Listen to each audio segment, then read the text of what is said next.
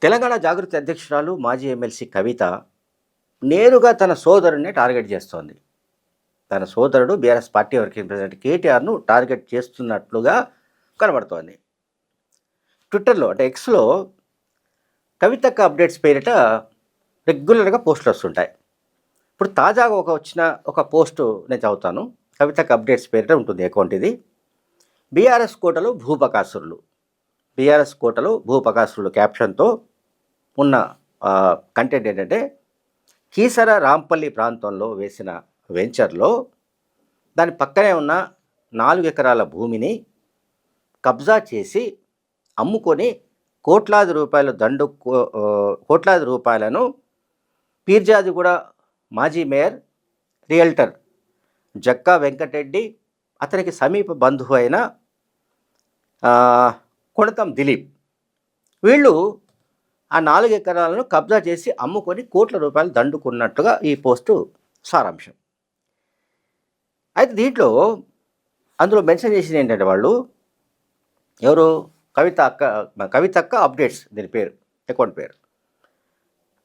కొణతం దిలీప్ కేటీఆర్కు అత్యంత సన్నిహితుడు.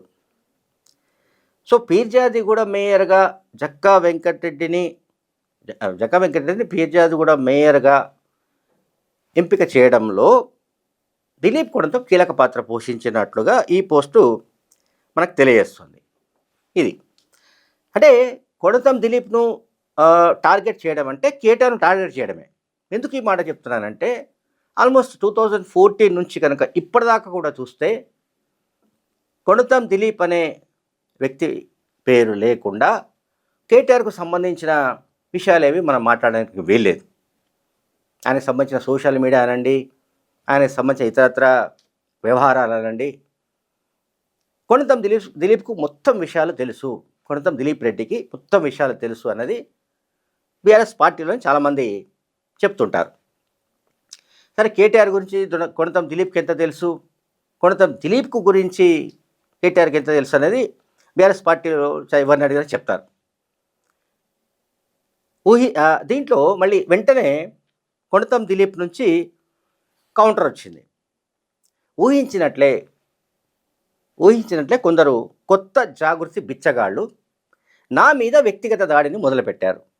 ఎవరు, ఇది కొణతం దిలీప్ డైరెక్ట్గా తన అకౌంట్లో పోస్ట్ చేశాడు, ఎక్స్లో, ట్విట్టర్లో.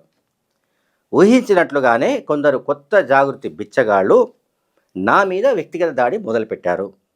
నా మీద, నా కుటుంబ సభ్యుల మీద కూడా అసభ్యకరమైన, జుగుప్సాకరమైన పోస్టులు పెడుతున్నారు. నా మీదనే కాదు, బీఆర్ఎస్ పార్టీలో క్రియాశీలంగా ఉన్న ప్రతి ఒక్కరిపైన ఇదే రకమైన వ్యక్తిగత దాడి జరుగుతోంది. ఇలాంటి వ్యక్తిత్వ హననం ద్వారా మమ్మల్ని బెదిరించాలని అనుకోవడం అజ్ఞానం అవుతుందని కూడా ఒక పోస్టు దిలీప్ పోస్ట్ చేశాడు, కొణతం దిలీప్. ఆ వెంటనే మళ్ళీ బీఆర్ఎస్ పార్టీ మద్దతుదారులు ఇంకొక పోస్ట్ చేశారు.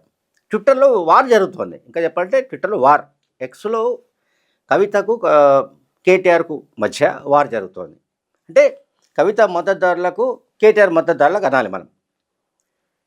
దీంట్లో కవిత గురించి వాళ్ళు ఏం మాట్లాడుతున్నారంటే, బీఆర్ఎస్ పార్టీ టాప్ నాయకుల్లో అందరికన్నా పెద్ద భవంతి నీకే ఉన్నది తల్లి, ఇట్లా మొదలైంది ఈ సారాంశం.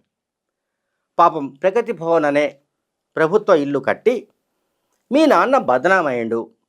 ఈనాటికి కూడా ఆయన 20 ఏళ్ల కిందట ఎప్పుడో నందినగర్లో కట్టుకున్న ఇల్లు మాత్రమే కేసీఆర్కు ఉంది.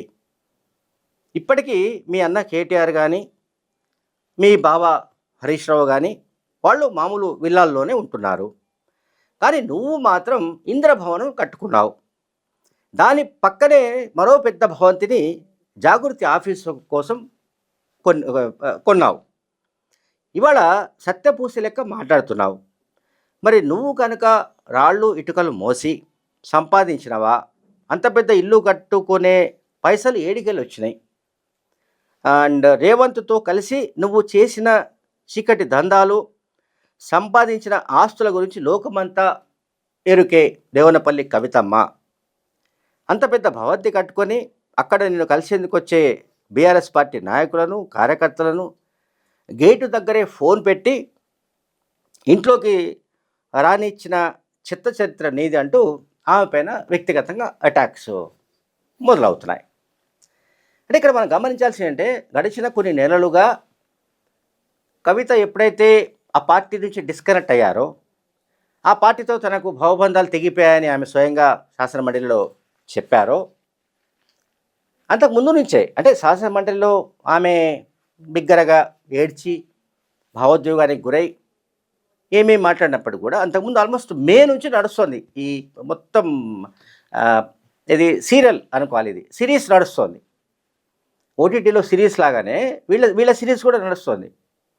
ఒకటేమో కేసీఆర్ అంతఃపురంలో గొడవలు వ్యవహారం అంతా కూడా ఒక యాంగిల్, తర్వాత కవిత హరీష్ పైన అటాక్ చేయడం, ఆ తర్వాత మరెవరిపైన అటాక్ చేయడం, లేదంటే ఒక్కొక్క సందర్భాల్లో కేసీఆర్ పైన కూడా అటాక్ చేస్తుంది ఆమె.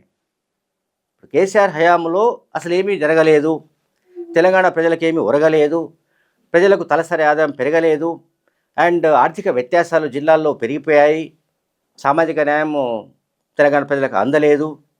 అండ్ ఇట్లా అంటే కేసీఆర్ ముఖ్యమంత్రిగా ఉన్న కాలంలో తెలంగాణ ప్రజలకు జరిగిందేమీ లేదు, ఒరిగిందేమీ లేదని కవిత ఆరోపణలు గుప్పించినప్పుడు అది సహజంగానే ప్రధాన వార్త అయ్యే అవకాశం ఉంటుంది. ఆ విషయం తెలుసు ఆమెకు పబ్లిసిటీ విషయంలో అవగాహన ఉంది. అందుకే ఆమె ఇట్లా మాట్లాడినట్టుగా మనకు అనిపించింది. అయితే ఇప్పుడు తాజాగా కేటీఆర్ను అటాక్ చేయడం కోసం కేటీఆర్కు సంబంధించిన కుడి భుజంగా భావించే కొణతం దిలీప్ పైన అటాక్ చేయడం అనేది ఎక్కడో ఇది సమ్వేర్ కీసర దగ్గర, రాంపల్లి దగ్గర ఓ 4 ఎకరాలు కబ్జా చేసి అమ్ముకున్నారంటూ అక్కడి పిజాది కూడా మేయర్ జక్కా వెంకటరెడ్డిని కొంత దిలీప్ను కలిపి ఆరోపణలు గుప్పించడం వల్ల కవితకు వచ్చే పొలిటికల్ మైలేజ్ ఏమిటో మనకు తెలియదు. అంటే ఇక్కడ మనకు క్లియర్గా అర్థమవుతుంది అంటే కవితకు ఒక దశలో హరీష్ రావు టార్గెట్, ఓ దశలో కేసీఆర్ టార్గెట్, ఇంకో దశలో కేటీఆర్ టార్గెట్. అంటే మొత్తంగా బీఆర్ఎస్ పార్టీని ఆమె టార్గెట్ చేస్తున్నట్టుగా మనం అర్థం చేసుకోవాలి. ఇప్పుడు బీఆర్ఎస్ పార్టీ వైపు నుంచి వస్తున్న ఇష్యూస్ ఏమిటి అంటే ఆమె పైన వస్తున్న ప్రత్యారోపణలు ఏంటంటే, మీరు రేవంత్ రెడ్డికి ఏజెంట్గా పనిచేస్తున్నారు కాబట్టి మీరు కాంగ్రెస్ పార్టీ పైన కాకుండా బీఆర్ఎస్ పైన అటాక్ చేస్తున్నారు, బీఆర్ఎస్ పార్టీని డిఫెన్స్లో పడేయడానికి ప్రయత్నిస్తున్నారు, బీఆర్ఎస్ పార్టీని ఇబ్బంది పెట్టడానికి ప్రయత్నిస్తున్నారు, బీఆర్ఎస్ పార్టీని ఈ రకంగా ఇరుకున పెట్టడానికి ప్రయత్నిస్తున్నారు అంటూ బీఆర్ఎస్ పార్టీ నాయకుల వైపు నుంచి అటాక్స్ జరుగుతున్నాయి. ఇంకా ఇందులో ఇదంతా కూడా ఈ పరాకాష్ట. అంటే కేటీఆర్, హరీష్ రావు లాంటి వాళ్ళు మామూలుగా ఇళ్లల్లో ఉంటే మీరు ఇంద్రభవనం కట్టుకొని ఎట్లా ఉండగలుగుతున్నారు, ఆ ఇంద్రభవనం ఎట్లా నిర్మించుకున్నారు, మరి ఏ రకంగా రాళ్ళు ఇటుకలు మోసారు, ఏ రకంగా కష్టపడ్డారు, ఏ రకంగా కూలి పని చేశారంటూ ఆమెపై దాడులు మొదలవుతున్నాయి. ఇట్లా దాడులు జరుగుతాయని తెలిసి కూడా బహుశా ఆమె బీఆర్ఎస్ పార్టీతో వైరాన్ని, శత్రుత్వాన్ని కోరుకుంటుందేమో మనకు తెలియదు. Thank you very much.